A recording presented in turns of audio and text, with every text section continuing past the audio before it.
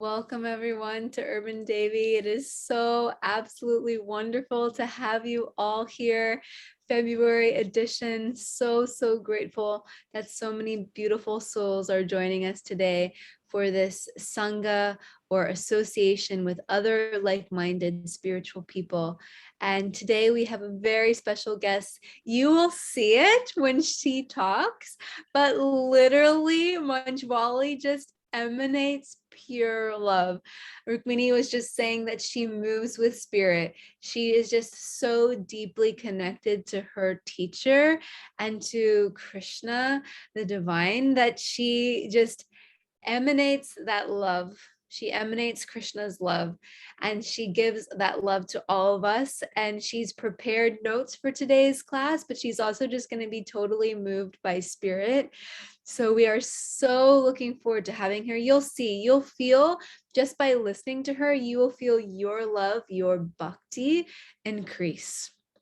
Just to give you a brief introduction of who she is, she actually began practicing bhakti in 1971. So she's been practicing for a long time.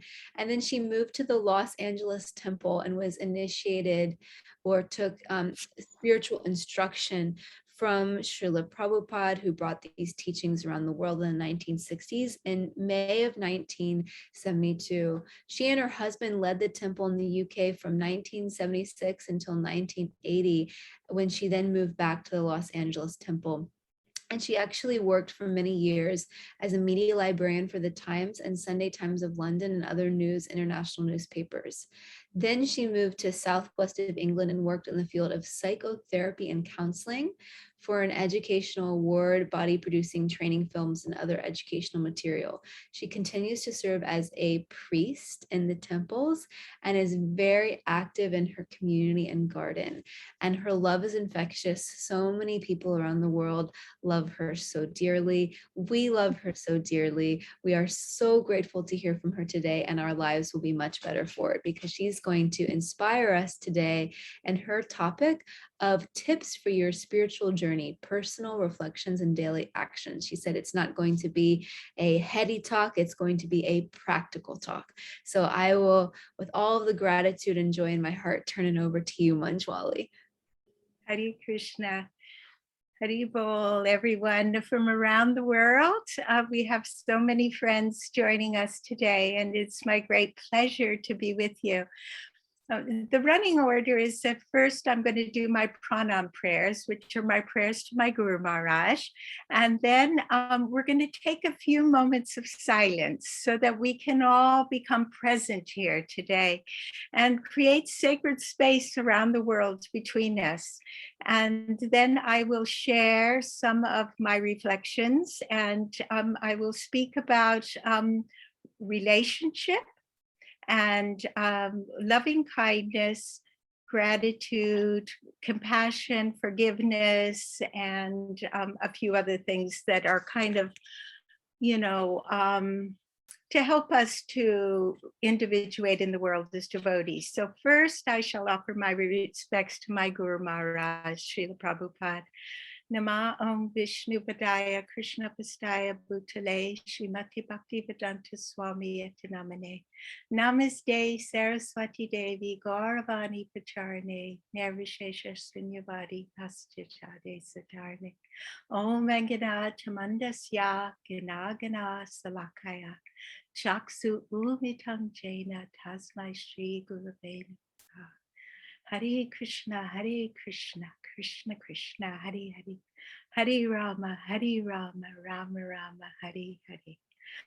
So as I said at the beginning, it's my great pleasure to, by Rukmini's grace, to be here with you today. I'm not a speaker, a public speaker, so bear with me. But I have been on the path of bhakti for over 50 years, and there's a few tools in the toolbox that Srila Prabhupada always asked us to share. So I will try my best to do that. So can we all get comfortable for a moment and just close our eyes and sit with our breath and actually take a few minutes to let go of our busy minds and our busy days and our busy lives, and actually just bring our attention here together as a group of souls on a journey to love of God, and to share and create our community, our spiritual community. So let's just sit with our breath, and we'll turn the mantra in our mind. Hare Krishna, Hare Krishna, Krishna Krishna, Hare Hare, Hare Rama, Hare Rama, Rama Rama, Hare Hare. We just breathe and let go, and just feel yourself actually become present. And in this silence, we call in Srila Prabhupada, all our guides, guardians, helpers, who actually look after our incarnational journey and help us to actually realize our true potential as servants of God.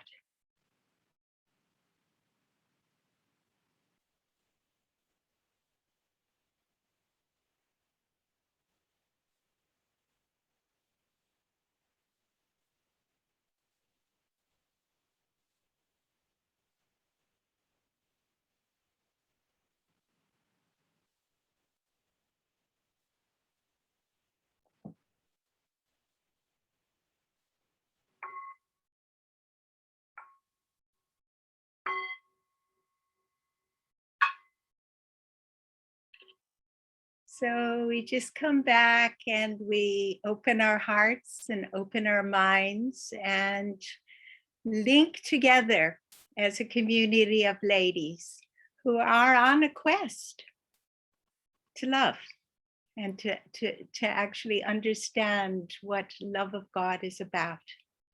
And my thoughts today are on relationship, because actually we are all in the world. Prabhupada said, there's a wonderful quote from Srila Prabhupada from, it was a lecture in Delhi in 1973. Srila Prabhupada said, love cannot be won or executed only by one. Love, there must be at least two. So Srila Prabhupada is, the path of bhakti, as we know, is a path of service. It's a path of relationship, and it's a path of love. And we can't have love without having another.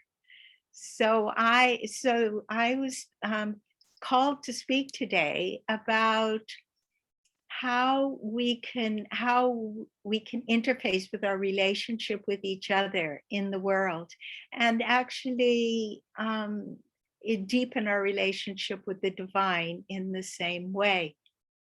And so I was thinking how the path of bhakti, as human beings, we're all interconnected. And as bhakti practitioners, we connect through the chanting of the holy name and Krishna's presence, his form, his service. And in the early days, Krishna, we did a lot of activities for being, dedicating our lives to the service in the temple and in community. But there's another aspect. It is the service of how we welcome the Lord into ourselves, and how we become that actually there's doing and being. And that balance of actually individuating in the world and being busy, as a practitioner, as a servant of Krishna, as a Bhakti Yoga practitioner in the world. But there's also the practice that really underpins how we can actually act in the world. And so today I'd like to talk a little something about, we carry the Lord within us as Paramatma. And the Paramatma is a spark of the divine that actually helps us to guide us and we have a relationship with the holy name as well. So there's 5 key elements that as human beings, planet Earth, and this is not just as part of Krishna's path and the path of bhakti, but as actually human beings on the planet in many faith traditions, there's the act of loving kindness. And loving kindness is, as we all know, when you love God, you love everyone and everything. So how does this practically, and Srila Prabhupada said that actually, that's a quote from Srila Prabhupada from Beyond Illusion and Doubt, chapter 4. When you love God, you love everyone and everything. The meaning of loving kindness means tenderness and consideration for others, benevolent affection, being there for others, and a spirit of generosity. And this can be just even a smile. When you meet somebody, you connect with them. And actually, it's the divine meeting the divine. So a smile can actually be a connection that can actually just, yeah, we're all in this together. Yes, we are supporting each other. And it's actually just a gentle sharing that actually sends a ripple of love and respect, because loving kindness is about respect as well. And in our lives, there are many examples. I have one example of loving kindness that when I was a new devotee, the day I got married, we went into the garden to see Srila Prabhupada after we got married. This was in Los Angeles in October 1972, so 50 years ago. And Srila Prabhupada knew I was so nervous, even more nervous than I am today. But he actually, and this was the early days of the movement, and our marriages were arranged, or a lot of them were arranged, because Prabhupada wanted us to create teams to actually push on and support his movement. So my marriage was arranged. And I remember going into the garden. I mean, there's a whole story, and I think I told some of it last time. It's documented. But when Srila Prabhupada, he knew we were sitting right by him. He had us sit right by him, and he took some prasadam and he made a few comments. But then he looked over at me, and he knew that I was getting married because I was, surrendering. I was actually taking the plunge because I trusted my Guru Maharaj that all would be well. And this was a way that I could serve him as a part of a team. And I had only known I had never, my husband, it was arranged 1 week before that meeting with Srila Prabhupada. So I had 1 week and I had to make a kurta for my husband, cook a feast, make a bead bag. And it was just like in the old days. And I had never really spoke to my husband before, except for what color are the Didi's wearing tomorrow. So it was just like a really, I didn't know him as, I knew he was an older devotee, in the sense he was been a practitioner longer than me, and he had a position of authority in the community. But Prabhupada looked over at me, and then he looked at Jaitirtha, and then he looked at me, and he said, attachment comes through service. And he knew that I was getting married to this person I didn't know, which in India is taken, but for us Westerners, it was like a big step, but Prabhupada just gave me his grace, and his loving kindness was that attachment comes through service. If Krishna is in the center, you will be successful. And that means that actually in our relationships, in our marriages, in our relationships with each other, loving kindness is having a divine link between Krishna and our friendships. Having Krishna sitting in the center of our partnerships and friendships, because then it's blessed. And then it's grace will flow more easily if we can have that consciousness that loving kindness is actually understanding the presence of the divine and sharing that as appropriate with each other. There's so many examples in society of, how just, random acts of kindness, how we can help others, somebody can't cross the road and you help them across the road. And as you help them across the road, you actually help their soul on by just your being an example of,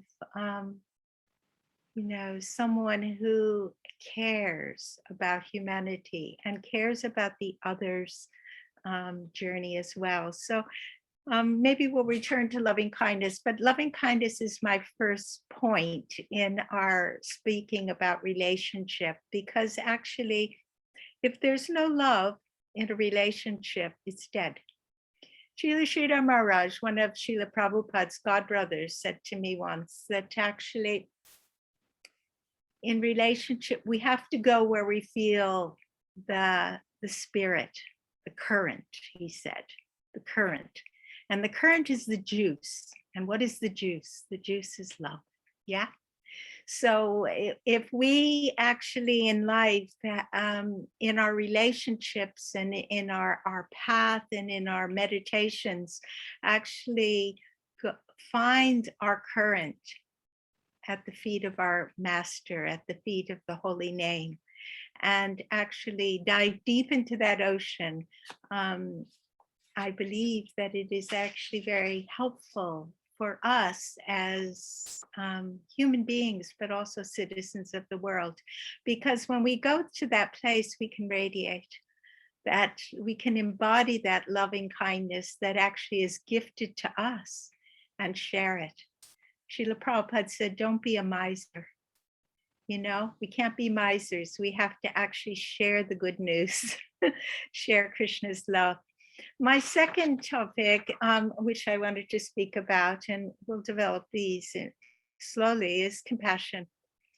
There's no love without compassion. And compassion really means a sympathetic, empathetic, caring concern for others.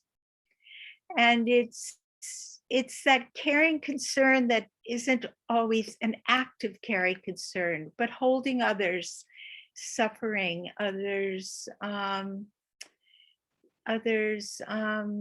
challenges in a prayerful way, as to support that energy that actually is causing sadness and distress, that it might be able to be moved on, and actually it can birth something positive, it can heal. So compassion is sitting with someone suffering.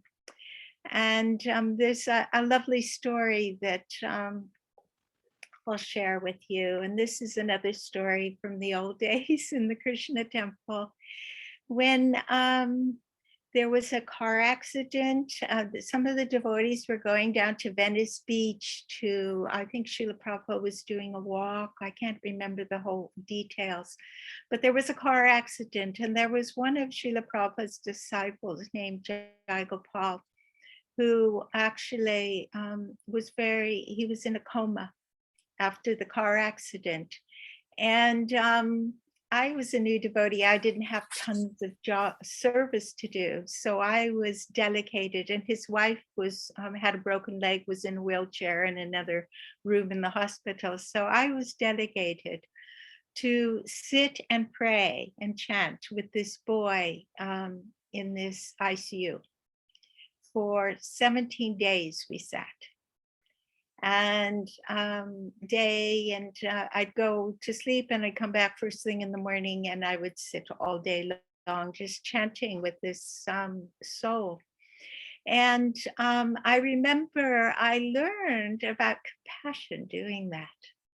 I learned that actually just sitting and holding the space for someone who's in a transition.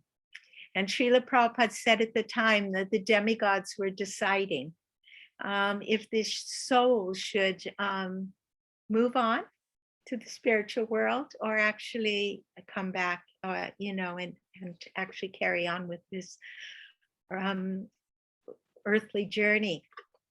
And I remember on the 17th day, as the sun was setting, all of a sudden he just kind of coughed, and then they all came in, the doctors, and I just saw his soul just leave his body into the sunset, and the whole room lit up.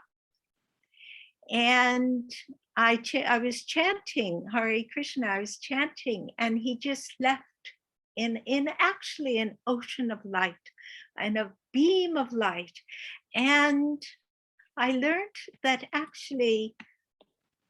I actually didn't have to do that. It was a gift to be there, actually. It was a gift to witness that was the first time I had ever sat with anybody that had left. And to sit in that position and just to turn the name. And to turn the name as an act of service with compassion. All will be well, and all matters shall be well.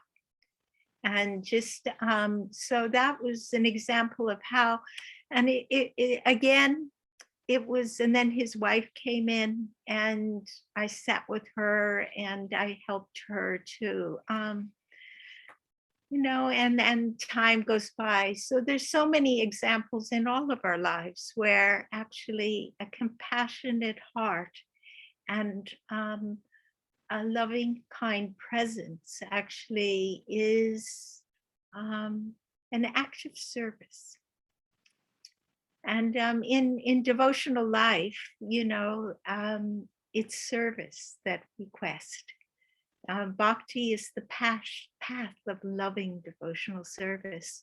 So when we approach each other, when we do our daily tasks, it's one of the practices is to actually just to be present. Just like today when we started, we took a few moments to be present as a group of souls so that we could all share together and to let go of all the energy that doesn't serve this moment and to actually give our attention.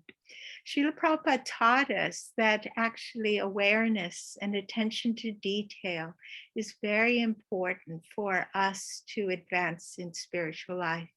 And I know my dear friend and one of my guides and guardians in this world who inspired me was Mother Jamuna. And she really embodied attention to detail and loving kindness, because everything she did as an act of service for her master. And she was a perfectionist, as we all know, and she did it so, so beautifully. But she taught me that to have the patience, to take the time, to be present, and to be mindful when we do action in spiritual life. And when we do action in just, cutting the grass or planting seeds. I think one of the practices of an aspirant, a sadhaka, is to be mindful that whatever we do, we're actually carrying the Lord with us, and we try to do it as an act of service. My third topic in relationship, and this is for all of us, forgiveness. Forgiveness is something that it's releasing feelings of resentment, and it's just letting go of negative and owning our mistakes and accepting that, with humility and sincerity, that sometimes, we don't get things right. We drop balls, we drop plates. we misread an environment, we kind of can harm people's feelings. We can, and we can do it because we're unconscious and we're not sensitive to others. And we're also, forgiveness is a whole thing about, forgiving ourselves for not meeting our own targets and not being as perfect as we hope we could be, because there is no perfect. And we aspire to be acceptable and to do a beautiful piece of work that is full of love. But sometimes, we just don't make the mark. So actually, forgiveness is really important, because if we don't forgive, we block our energy, and we have a negative field around us that actually can cause us to, it's just not helpful for our mental health and our spiritual health to have niggly negativity that doesn't serve our highest goal and our highest quest. So I know that just being incarnate, we all get hurt. And I've had challenges in my life, as so many of my dear God sisters know, by having to kind of let go of nearest and dearest, when my husband took sannyas, and then there was a whole and I had to actually, and it came down in a situation which was rather challenging at the time, because we were young and we didn't know, and I had to accept some really challenging situations personally in my life. But actually, as time went on, I saw that actually Krishna is in charge. And he actually, the challenge, the disappointment, the hurt was actually a huge gift, because it actually taught me about forgiveness. And forgiveness is something that that has to go deep within you. You can't just I forgive, and that's it.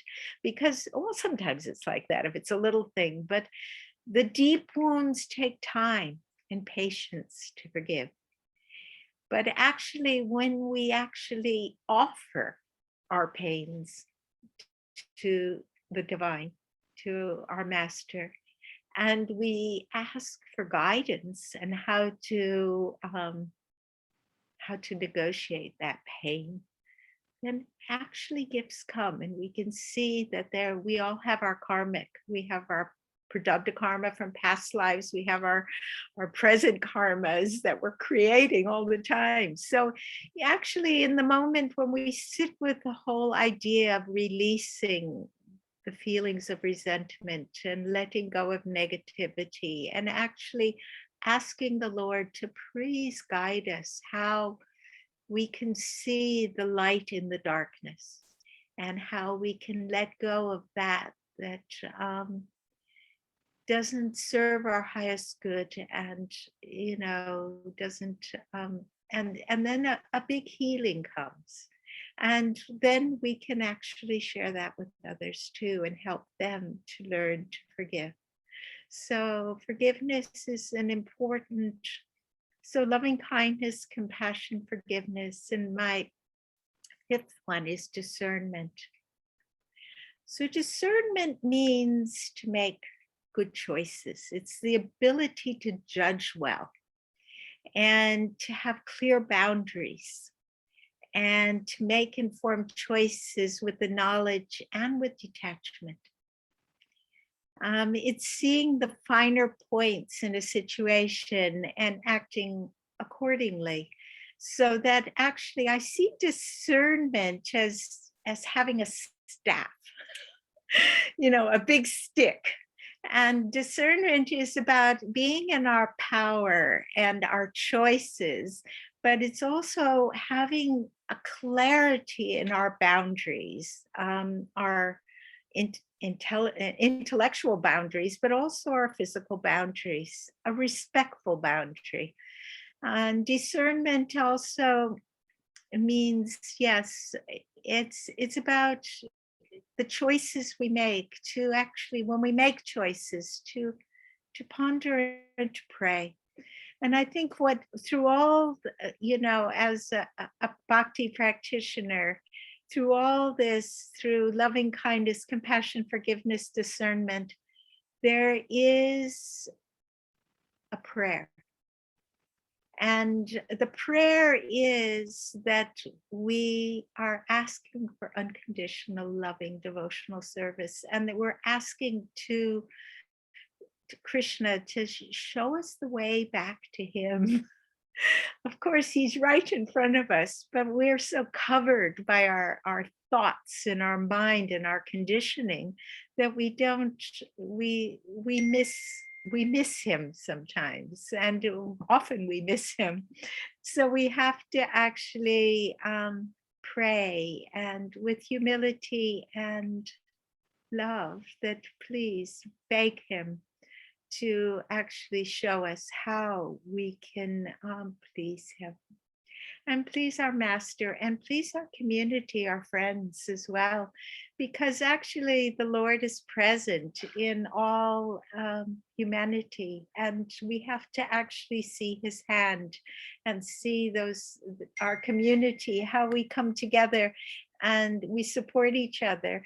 We do it because we have an inner connection, which is the divine that we share. My fifth point that I'd like to share with you today is gratitude. And I think gratitude is probably one of the most important. And I've left it last because actually it's about the quality of thankfulness and appreciation and grace. And by the grace of our master, today we're here sharing these things, Srila Prabhupada's grace, and how his presence is not bound by time and space. And we're so grateful that, I can remember one time when we were in 1974, my Srila Prabhupada actually told my husband to bring me to Vrindavan. And I think that's where I met you, Nini, in 1974 in Vrindavan. And I remember at that time, we were going for the Krishna Balaram temple was supposed to open on that Janmashtami. And Prabhupada said he was gathering some devotees together. And we were very fortunate that we got to go and travel with Srila Prabhupada. We were on a different flight with Pradyumna. And but we actually met in Delhi.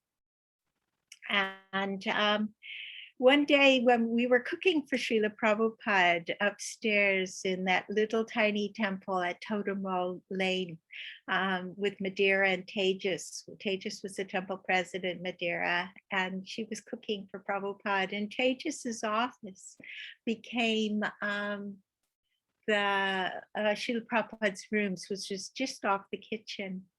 And when we were cooking for Srila Prabhupada, for the 2 hours we were cooking, Prabhupada took bath, and then the whole time he was singing. And he was doing his bhajan. He was teaching us, but he was singing all the songs of Narottam Das Thakur and, Bhakti Vinod Thakur, Vishwanath Chakravarti. The songs were just coming. And, in the early days, we would play cassettes in the temple and, you'd have a tape going. And here we were cooking for Srila Prabhupada, and he was just doing his bhajan in the room next door the whole time we were cooking. And he was teaching us, his gratitude to his lineage, his teachers. He was actually offering them his gratitude in song. while we were speaking. And we, as we were cooking, were offering our gratitude to him to open the window of Krishna consciousness and show us, teach us how to dive into that ocean of holy song, of actually devotional life, of actually taking shelter of the holy name. That is one of my big gratitude stories. And it's actually, but it was actually Srila Prabhupada showing gratitude because he was taking shelter, and he was back in Mother India, Bharatvarsh. After traveling to the West, he was like, and we saw him to bring the food in, and it was like Prabhupada, when he was in India, he was home. When he came to the West, it was such a challenge for, to have to come and fight, the army of Mahaprabhu with us all bedraggled, young devotees, that we were all young, 24, 25 years old, and younger. And we were assisting him by his total grace. And another thing, then after that, the next day, we followed Prabhupada's car to Vrindavan. And the whole, you read about following the master to a holy place. And just there were the two white ambassador cars, and we were in one car, and Prabhupada's car was at the front, and we were going down which became Bhaktivedanta Marg, I think, but it had another name in 1974. And all the fields, when we came into Vrindavan, it was called Raman Reti because it was like jewels on the ground. You remember, Rukmini, because all because there was so much silica in the sand that it was actually sparkling. And I just remember that was just like one of the most important, actually, gratitudes of following your master's car to the Holy Dham. And I didn't even know what the Holy Dham was. We read Krishna book. We expected to see peacocks everywhere and and kadamba flowers. But it was just like the symbiology of following your master's car and following it with an awe, reverence, and absolute buckets of gratitude that it was only by his grace that he told me, because I was just a Pujari, but it was by his grace he told my husband, bring your wife. I would never, the girls, we didn't do anything in those days. We were background girls, we just did, and we were happy being background girls. It wasn't, that we had to be at the big table making decisions, but Prabhupada actually encouraged us, and actually we're eternally grateful to, and gratitude. We followed the orders. Prabhupada told us, not to be misers, and that actually, to be not misers means that we are grateful that he has given us something and we pass it on. It's like the baton. You've got a baton, you're running a race. And I think that's one of the reasons I'm here with you all today, is because, I'm in my mid 70s now. I'm, how many minutes do I have left on the planet? But I feel that by Rukmini's grace, that it's really important that us who had the personal association with Srila Prabhupada, who have been pilgrims on the path. And I must say, maybe I've been here for a long time, but a lot of you girls are, it's not measured by how long you're here. It's measured by your purity of heart and how you actually accept the presence of divinity that you carry within you, and how that informs your life, and how you individuate in the world, and how you uplift society by being a good citizen, but being a good devotee, and as being a good citizen, being a good human being. So these different you know, these different themes: loving kindness, compassion, forgiveness, discernment, and gratitude are all just themes that help us to kind of keep on track. And I found that, sometimes, the life is challenging and we get so many knockbacks, and and especially for the girls who are working in the world professionally. And I did that for 15 years. Well, I was in London for 15 years working in a really high powered environment. And in the morning, to get up and to do a simple puja or a simple, and to chant our rounds before we actually hit the world. That actually informs how we are able to do our work in the world and make change and influence others in a positive light and be of service to the wider world. Devotional service is not just in an ashram. A devotional service is a way of life, and it is a practice. They call it a practice because it every day we do it, and we do it with mindfulness. And some days we find, oh, it's difficult, getting up at 5 o'clock in the morning. And then you just think, well, what has Srila Prabhupada done for us? And how, and that actually once you get up and you get going, whatever time it is the mind is always trying to distract us. And actually, I think the biggest enemy of devotional life is laziness or sloth. I love that word. It's an onomatopoeia word, sloth. And it just is like the snail. You can't move. You're just, trying to go, But actually, but what gives us energy and what gives us enthusiasm in actually doing the long walk and sticking with the path and doing it with with a humble attitude and with a sense of wonder. I think last time I spoke to you, we spoke about wonder. If there's no wonder, there's no magic, And Krishna consciousness has to be, and our spiritual practice. I know some of you girls aren't, living in ashrams, but you're Bhakti practitioners, or your soul's on a path searching for meaning and purpose in life, and that's what drove us to Krishna consciousness as young girls, and that's and that's just a common thing for the soul. That why am I here? And how and why and where am I going? And how can I be of service and enrich the experience of incarnation? And how do we enrich the experience?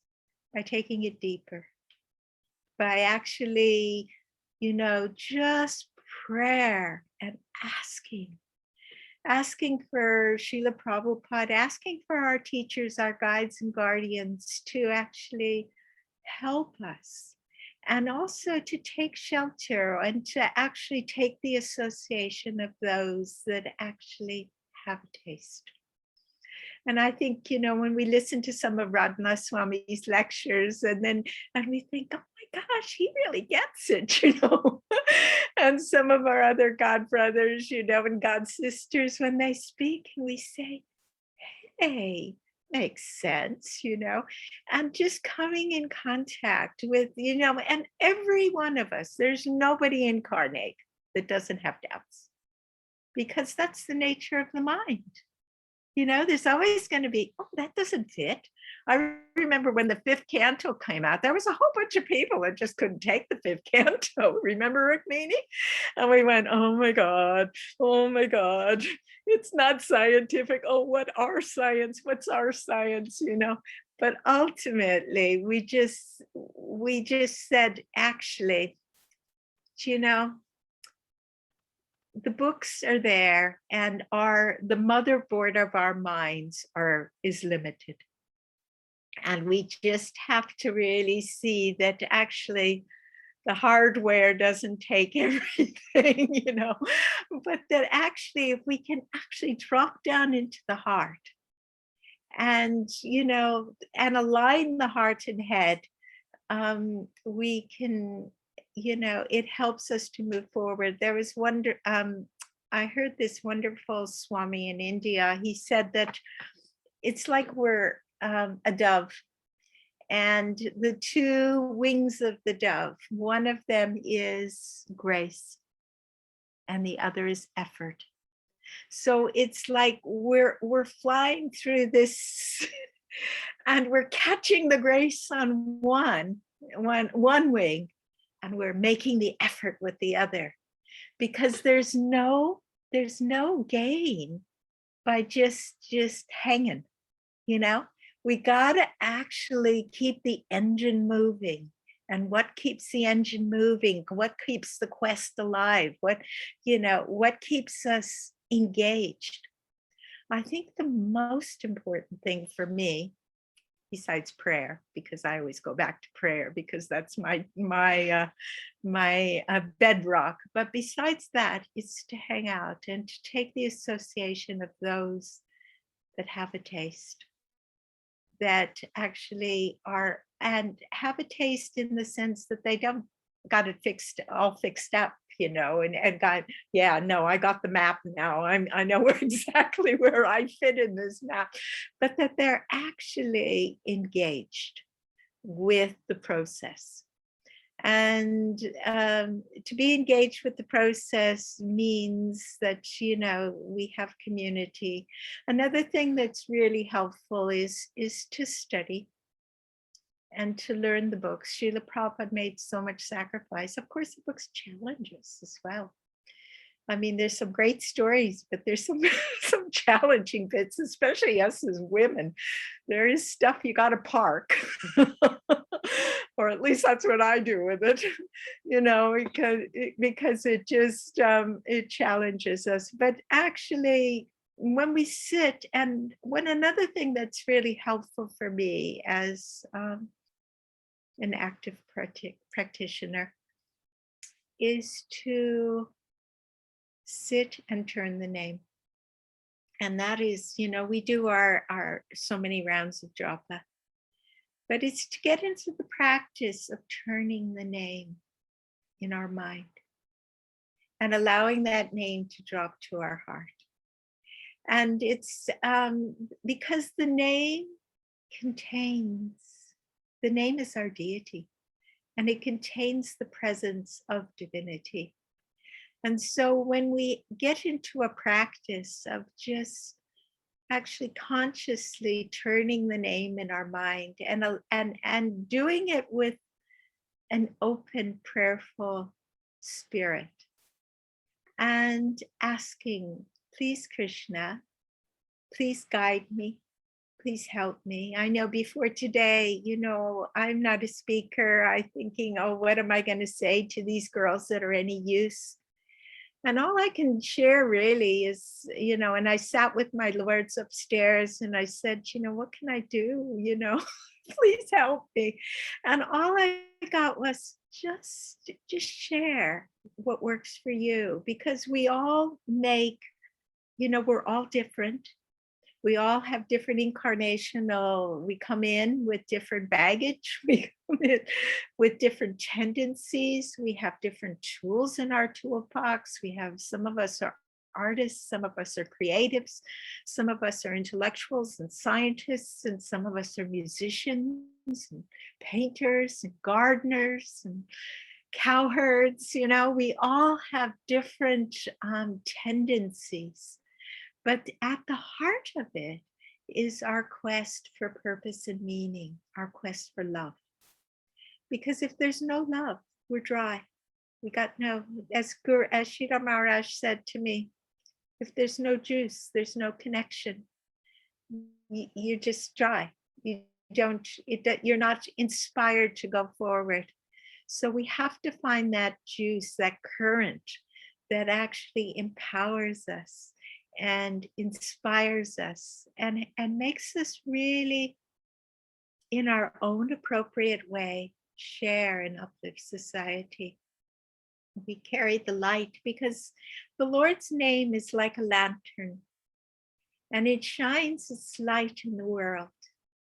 So we, by actually practicing the practice of meditation on the holy name and asking to be a servant to the holy name, then that holy name, that light of the holy name becomes a beacon for uplifting society and for showing us the way forward.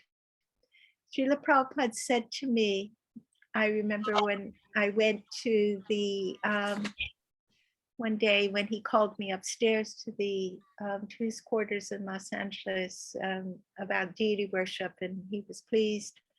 And he said that actually, if we always serve Krishna, remember Krishna, love Krishna, then our life will be perfect.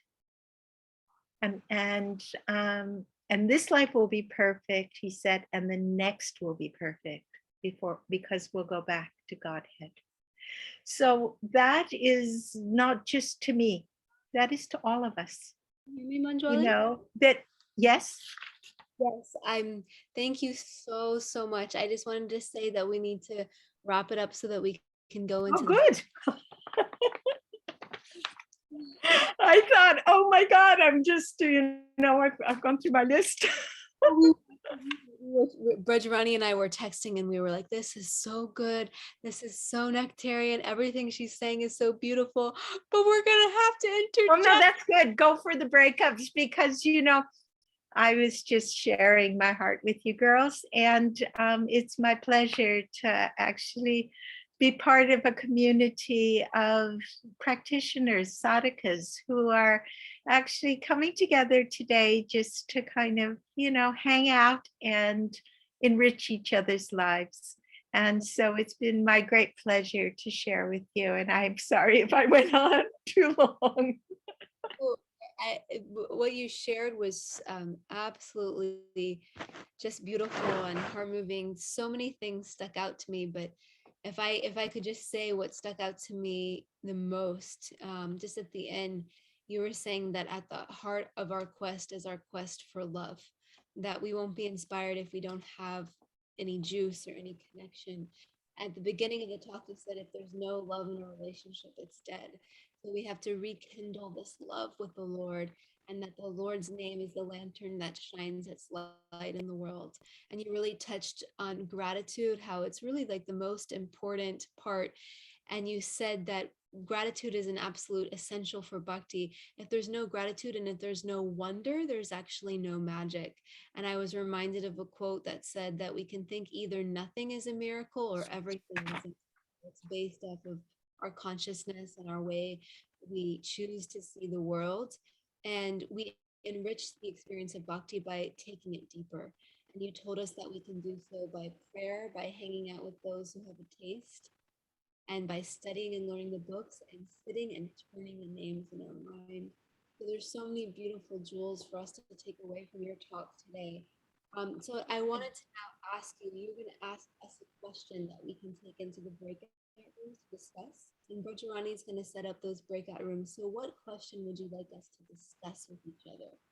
You're breaking up a little bit, so I couldn't hear. Are you asking me to ask a question, or is Brajrani going to do the question? I couldn't, you broke up. Yeah, you're not quite clear, Champak, but I heard what you said. You sound very far away. Yes. So I'll take it for a second.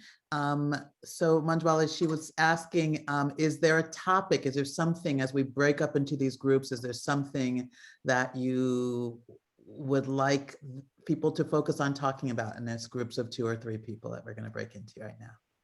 Okay, well, actually, at the essence of our whole relationship, because we started with relationship, is how we can support each other as a community of ladies to enrich the experience of enrich our experience and take our practice deeper and encourage and support each other.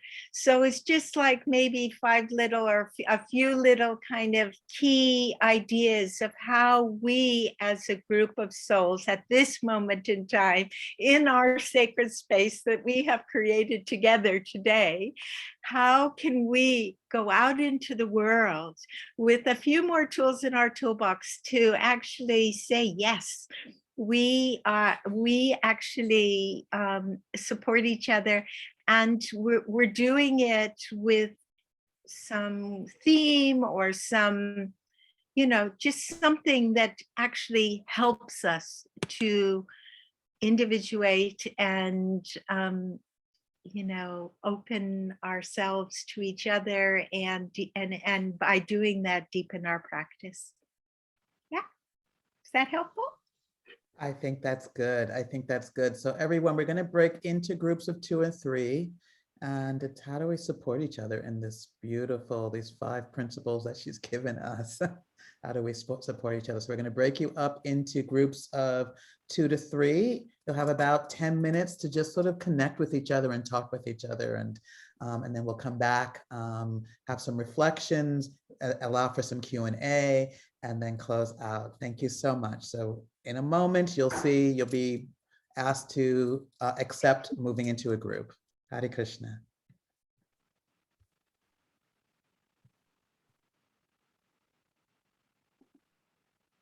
Joy?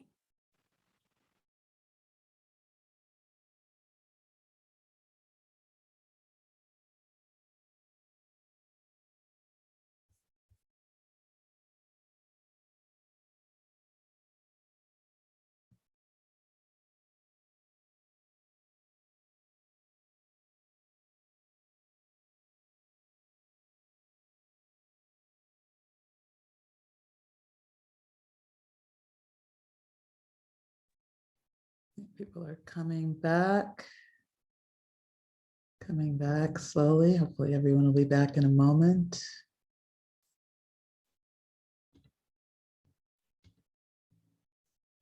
Hello, all. Welcome, all you beautiful faces. I hope it was good to connect in smaller groups and talk with people. Does anybody want to share some of the reflection, some of what came up in the groups? Andrea, you gave me a heart. Do you want to say something, Andrea? Go for it. Thank you. I was actually just loving on you, Brajarani, and everybody else, but sure, I'm happy to share. Hare Krishna, everyone. I just was so happy to have this connection with and we had a Vaishnavi come in later, Hamangi Gopi Devidasi. I was with her and Salana Prabhu, and it just the joyfulness that we all felt in having each other's association. And when we had shared about the question, we had some little extra time, and me being curious, I asked each of us, like, I was like, what is your Vaishnavi association in person at each of your locations? Right? Like, just curious. And what I was really, blown away was that we all were kind of talking about how that there may not be as much of that in person, and how important it is for us to have the urban Devi and to have these pockets of time where we get to talk to each other, because that is not there. And then I was sharing that personally in my area, unless you have children, you're not really getting association of other Vaishnavis. It's like the mothers get together, but if you don't have children, or it's just, that's not for you. And I'm greedy for that association. So I was just saying to the ladies, I was like, I hope that once it gets easier to do things in person, that more of us can kind of start creating these little pockets of urban Devi Vaishnava in-person sanghas in different locations, so that we can offer that, so that it's not just the mothers getting together. It's like all Vaishnavis getting together. So anyway, that's my thing. Thank you so much, Haribol. Hare Krishna. This is Urvashi, and I just need to be greedy and grab this moment and just say Haribol Manjuali. we spent so much time together, living in the same house through thick and thin, very difficult times. And it is just so great to see you. I can't believe it. Hare Krishna. I love you. Love you too, Urvashi, and thank you for being such a dear sister. I have a big hug. I haven't seen you in so many years, but I remember you so fondly, and it's a joy to see you. Let's Yeah. be in touch, okay? Yes. Hare Krishna. Hare Krishna. I love this. Back to association. Karuna Shakti, you've got your hand raised. Let's hear. Hare Krishna devotees, thank you so much for this space and for your heart to hearts. In the group I was in, Rukmini Prabhu and I, we both, there was a point that Manjuali Prabhu made about when she's speaking about forgiveness, where it's, it's about offering that pain to Krishna. And I hadn't thought about forgiveness in that way, and that was actually it was like kind of really mind blowing. And I was just thinking if maybe Manjuali Prabhu can speak a little bit more about what that really means to offer that pain to Krishna. Like, how do we do that? Because, as you were saying, our energy becomes blocked when we're not able to forgive. And, so yeah, I'd really love it if Prabhu can explain a bit more about that.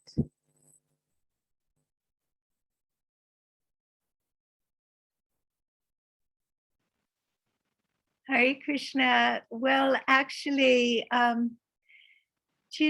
we're just servants of the Lord, and we're attempting to give the Lord whatever is we can. And forgiveness is a bitter pill sometimes, but actually, if we actually put it at the feet of divinity, then actually a huge healing happens, because we're letting go of what actually isn't serving our highest good anymore. We learn so many lessons through challenges, but actually, and sometimes holding on to negativity can make us ill physically, mentally, and spiritually. So I think that's why in spiritual life, a little sense of detachment is important as well, to have a boundary around that, our feelings, and that's not to be not authentic, but just to have an awareness that actually by the will of the Lord, I have this drama in incarnation to act in, and I don't want to create more karma. So how do I not create more karma? I let go of the pain and I offer it with all the tears at the feet of divinity, and say, please, you have given me this, and I accept it, and I forgive, and I offer it, and I move on. Because actually we can't be static. We're moving, and we're moving fast. And we're moving with grace, and to have the courage to forgive and to actually put all that on the top of our head and at the feet of our Lord, then deep healing comes, and we get the gifts of forgiveness. Okay, is that helpful? Beautiful. Om Grown also. Om Grown. Who is this? Hello. Hare Krishna. Hi. Hi, it's me, Gopi Mata. I'm in disguise. That's the name of a yoga center that I help with. So Manjuali, I'm so happy to have this opportunity to see you, because we used to be together in England, and now I've been in America for so long, and I'm so happy.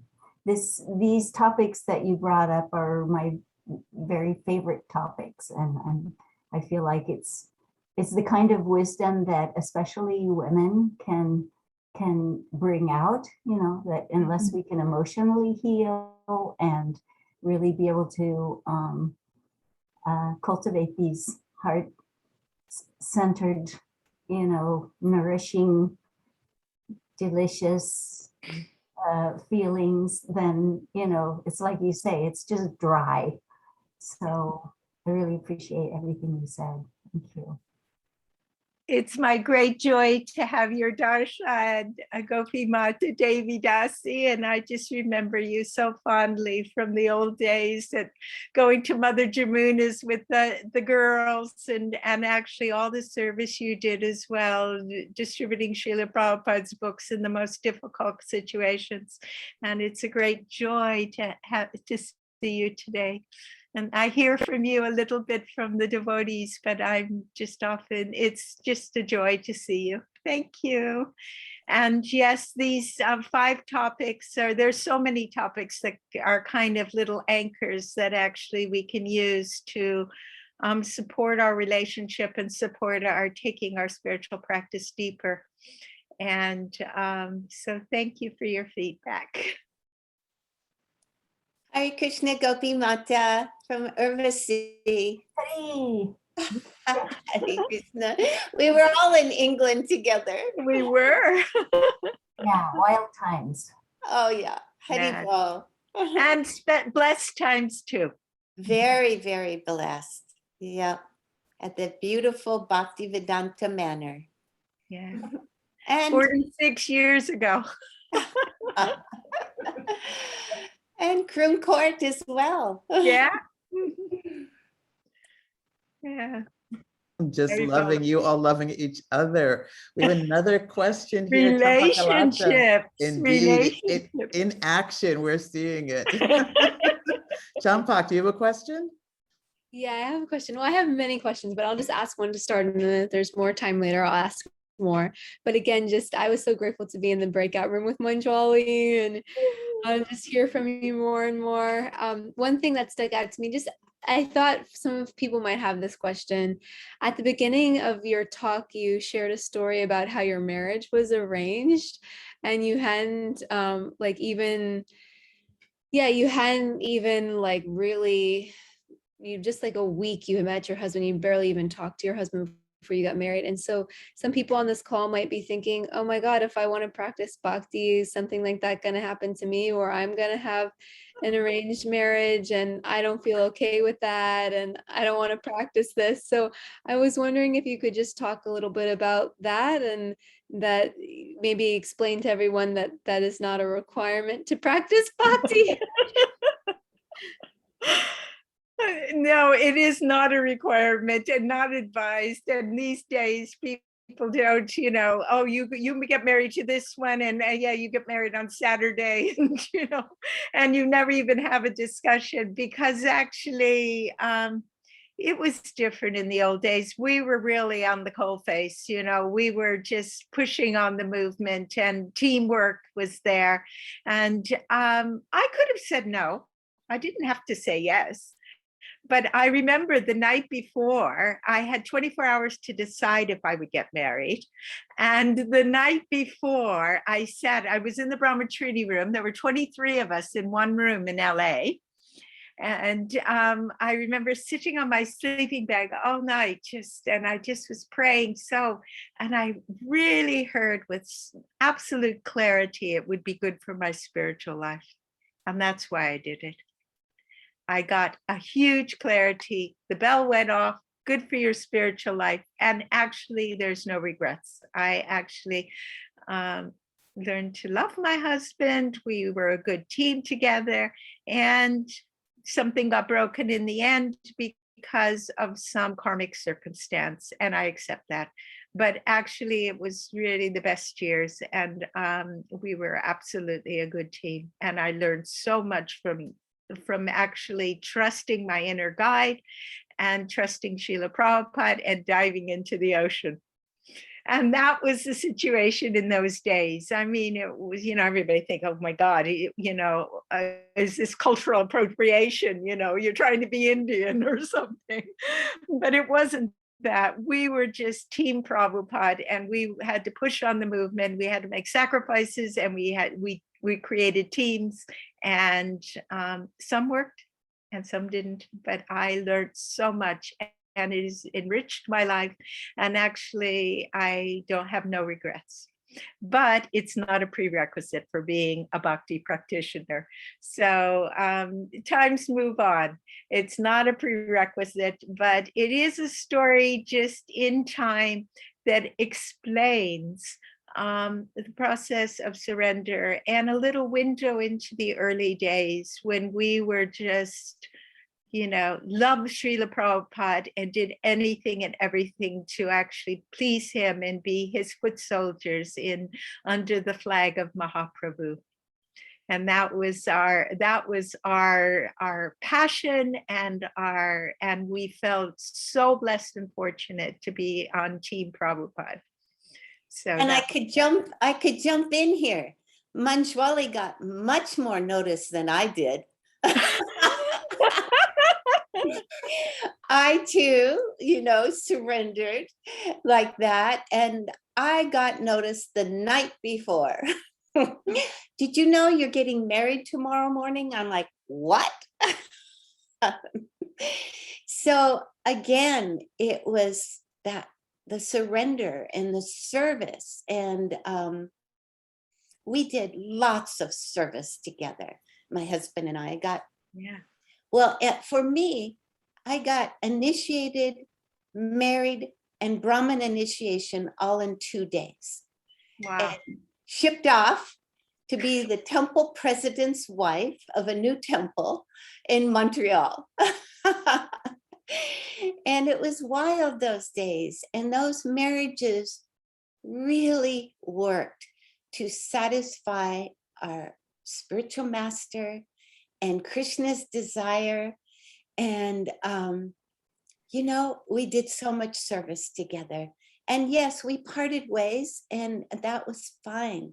We were brought together as servants for Srila Prabhupada to push down the movement. And it was all good. It was wild times. Yeah, wild times. But Prabhupada wanted us, we were all beautiful young girls, attractive young girls.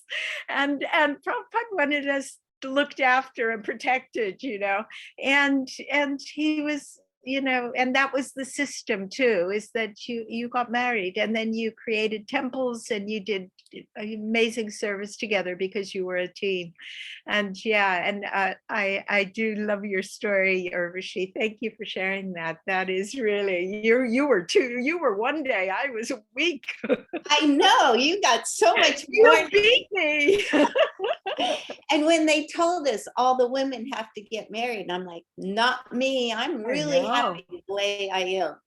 And then that's why I waited 24 hours. I said, no, let me think about it. And I went and prayed for 24 hours and he was really surprised I didn't say yes straight away. And we were not forced. That's the main thing. We weren't not forced. I met my future husband the night before in the prasadam room. And he said, well, I guess you heard we're supposed to get married tomorrow morning. I said, with my sari over my head. And I'm like, yeah, I heard that as well. And he said, you don't have to marry me. Let me tell you about myself. And if you could please tell me a little something about you. And then, it's your decision. You can decide.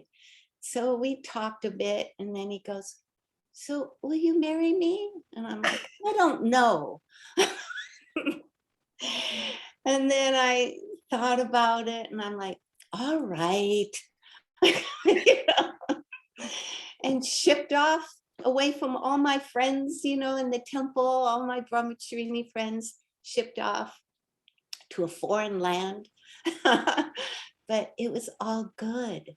It was Did good. that for Srila Prabhupada. Because we did it for Srila Prabhupada, and he blessed us, that today, 50 odd years on, or more than 50 years, we're still here. We're still here, and we're just sharing with our dear sisters, the joy and the challenge of being a sadhaka.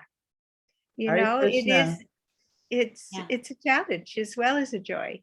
Hare Krishna, thank you. We have time for one more question. Hamanji Gopi has been is has the floor and the last question and answer.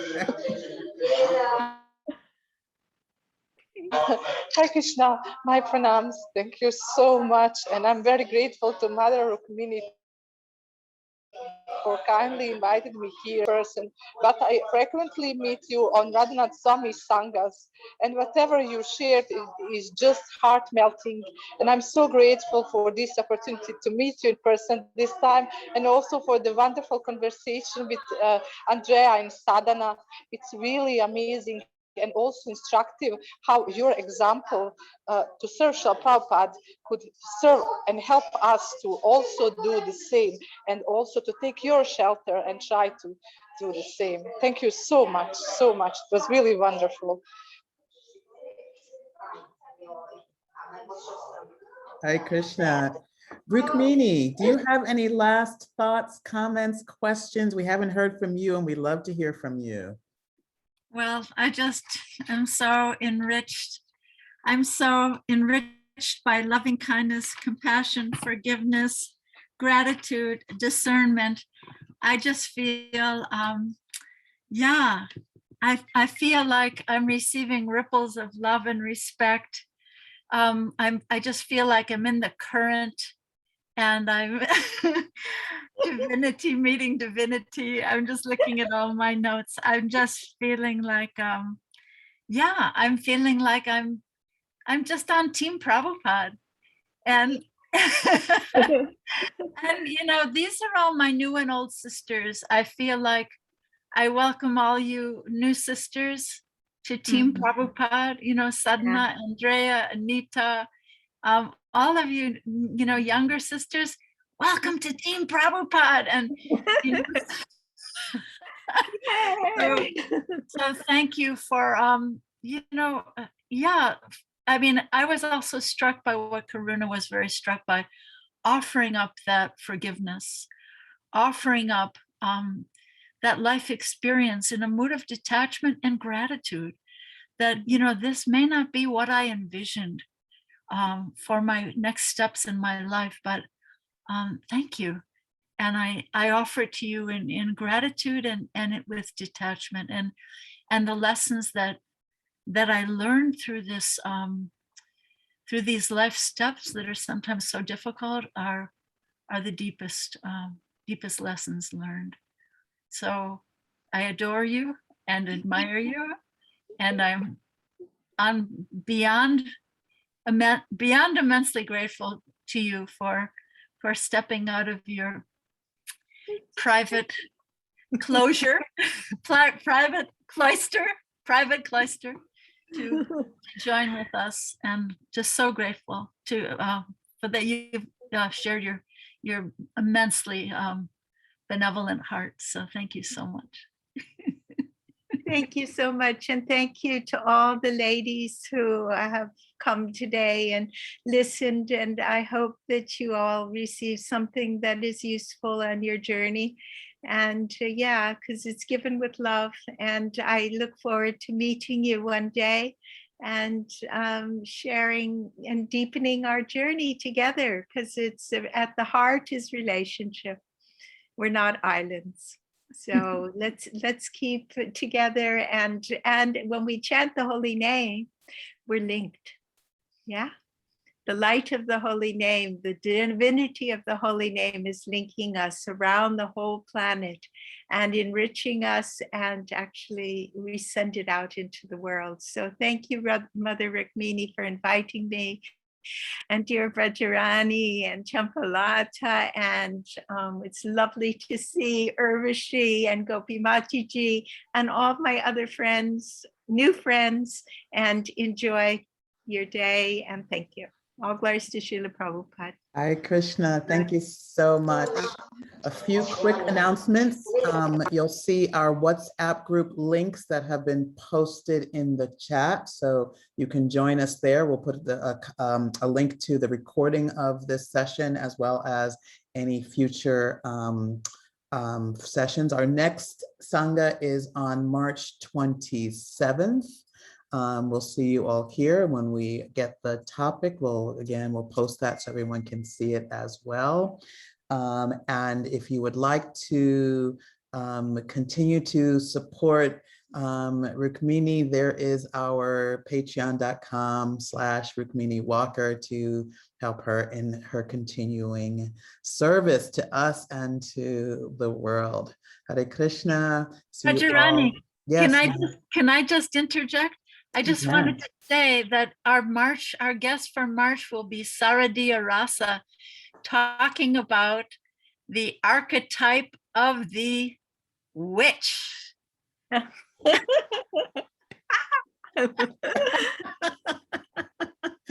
There you go. You've heard it hot off the presses. See you all. See you all in a month. Okay, bye. Hare Krishna. Thank you. Haribol, Hare Krishna. Thank you Krishna. so much.